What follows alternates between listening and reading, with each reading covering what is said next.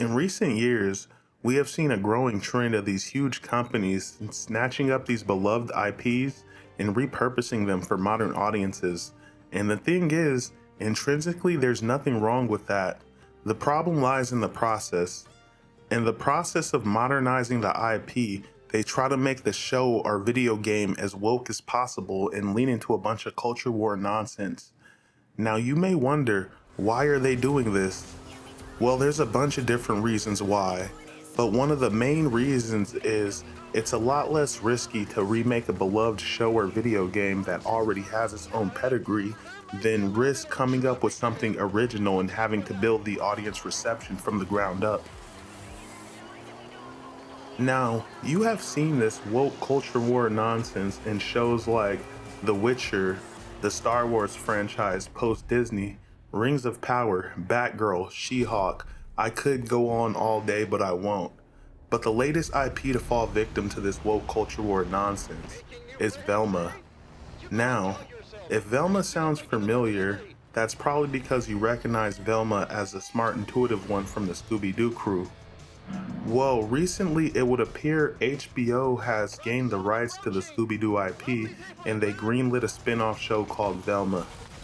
Now, Velma was produced by Mindy Kaling, who not only produced the show, but who voice acts the main character Velma.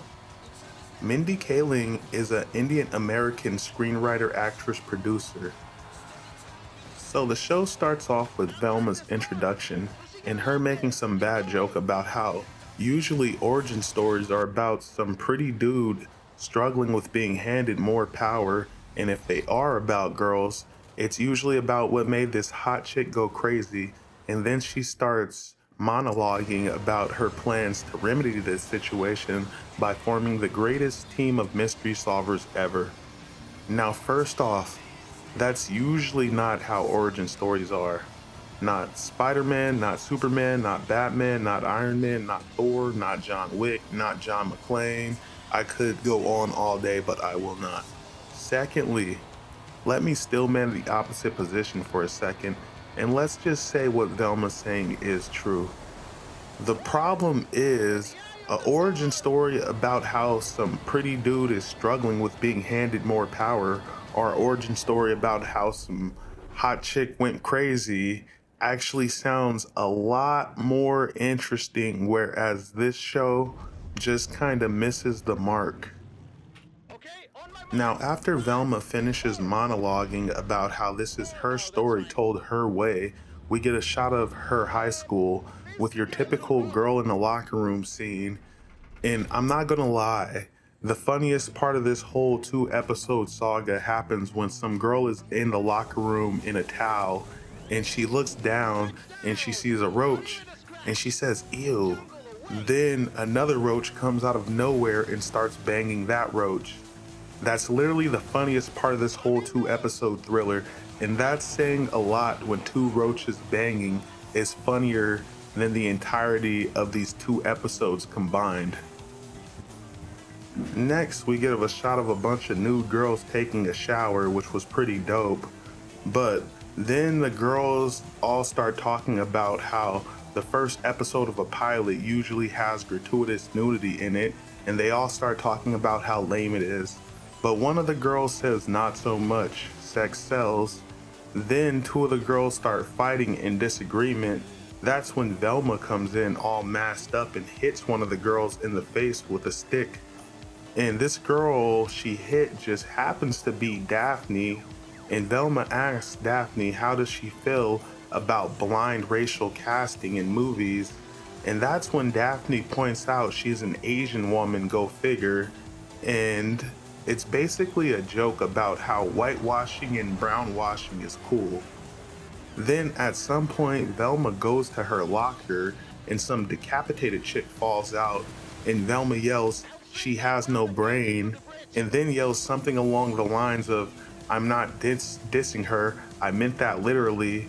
And it's so cringy because it's like, oh my god, this show is just filled with bad, woke, nonsensical jokes. At some point, Velma is at the police station because she is being interrogated because she's the prime suspect, seeing as a decapitated girl just fell out of her locker. And it turns out the two detective lesbians that are interrogating her just happen to be Daphne's mothers, a black lady and a white lady. Like, geez, they just had to make sure every single cultural ethnic group was represented. As Velma's leaving the police station, she meets Freddy, and she instantly falls in love with Freddy until she realizes Freddy is a jerk. Now, Freddy is the most egregious character in the show, and Freddy is portrayed as some stuck-up, rich white boy who can't do anything for himself, who has a little dick. It's basically perpetuating the negative, toxic, rich white male stereotype that is not nearly as common as this show would like you to believe. They did not change Freddy's race at all. And it's weird that they didn't change Freddy's race, right? Because Freddy is the one white guy in the group. And the purpose of them not changing Freddy's race is for them to have free reign to shit on Freddy without any of those negative stereotypes applying to any of the other characters. A real point of contention in the portrayal of Freddy is that he has a little dick, and for some reason that keeps coming up in the show. And Freddy's portrayal is so egregious that at one point Velma is in court and she is making fun of him, and she has said that he doesn't even know how to operate a spoon and fork, which is absolutely absurd. Next, we pan to Velma at her house having a conversation with her father. Then she starts shitting on her father for knocking up a waitress while his wife has been missing. And I know that sounds shitty on the surface, but if your wife has been missing for a long time, hey, maybe it's time to move on, right? And then next thing you know, Mexican waitress lady takes off her clothes as the baby starts kicking, and they start taking a bunch of nude social media photos showing off her pregnant stomach. And it's supposed to be a play on how you see all these pregnant girls showing off their stomach in the most craziest, ridiculous ways, whether it's holding a sign that says bun in the oven or lying on a bed full of roses naked. You get the idea. At some point, they have a funeral for a decapitated dead girl that was found in Velma's locker. And after the funeral, Velma ends up in the alleyway talking to Freddy. And at this point, you get your first glimpse of Shaggy. And the first thing that becomes immediately apparent is Shaggy is no longer a white guy. Shaggy is now a black guy, and his name is Norville. Shaggy was always one of my favorite characters in Scooby-Doo. But the once skinny stoner hippie guy and his pup that used to love to wolf down a bunch of food as well as Scooby snacks has now been replaced with this square ass black dude that goes out of his way to express his hate for marijuana. Now, Norville is also deeply in love with Velma, and at some point, he does all these convoluted things in order to get money to do a favor for her, which ultimately fails because it turns out Velma is a lesbian that is in love with Daphne, even though those two hate each other and have a very toxic relationship. Now, the next day, Velma shows up at school all dolled up as she's trying to disguise herself. And she's not dressed in her usual nerdy attire, seeing as she is the prime suspect of this murder. But the kids see through her disguise and they start throwing stuff at her. But one unlikely person comes forward to stand up for her, and that's Fred. Fred stands up for her in the most assholeless way possible, and then the kids start cheering for her. This all ends up being pretty ironic because, based on the evidence that Velma finds, Velma pins the murder on Fred, and Fred goes down for everything. In the next episode, Fred is in court and Velma's dad agrees to represent Fred as Velma's dad is a lawyer. Velma's dad is out to prove Fred is innocent, but Velma is adamant that Fred did it because Fred is a white guy with a tiny dong. Velma's dad's wife states that she didn't know that Fred had a tiny dong, and then he tells her, yeah, it's a real baby carrot, but I'm gonna ride it all the way to victory.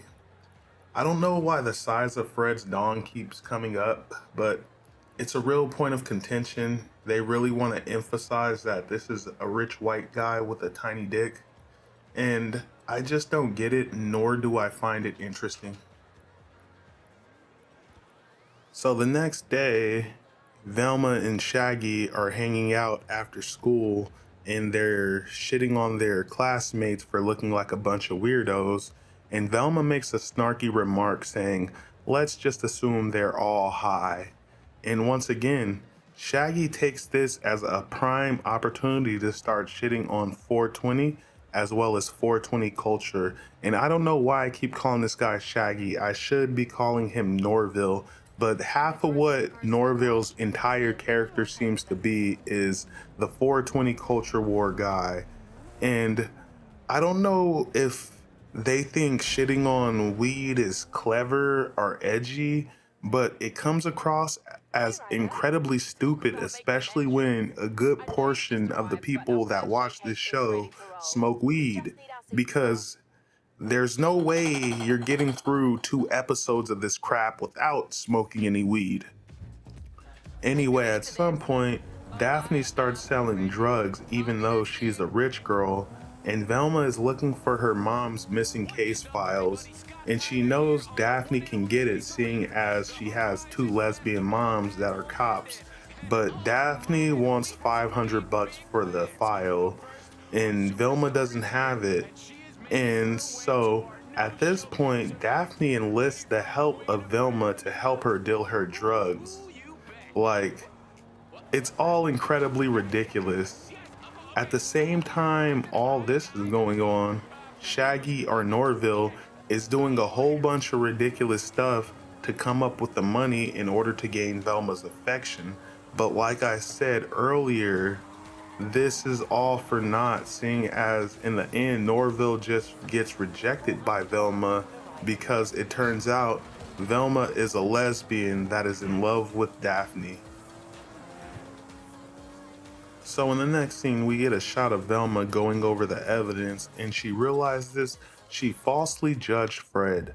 So what she does is she shows up to court, and while she's on the stand being cross-examined by her father, she goes off on this whole tangent about how Fred can't possibly be the killer because he's just a dumb rich white guy that's a total jerk with a tiny dong, and he can't even operate a fork and knife properly.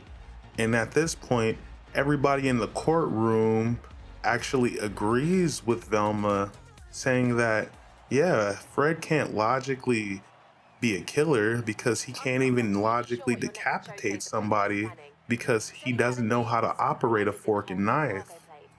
But his parents look at each other and they're like, oh my God, at what cost to his reputation? And then everybody in the courtroom starts laughing at Fred. Fred gets angry about this, and Fred grabs the knife and he jumps on the table and he proclaims that I can absolutely be the killer. I can absolutely have decapitated those stupid girls, or something along those lines. But this ultimately results in a guilty verdict for Fred. So after Fred's court case is all said and done, we pan back to Velma outside of her house, and she is having one of her hallucinogenic panic attacks that she has been going through for the entirety of this 2-episode thriller. And at this point, Daphne shows up, and Daphne is trying to figure out how to snap her out of this hallucinogenic state when Daphne just kisses Velma.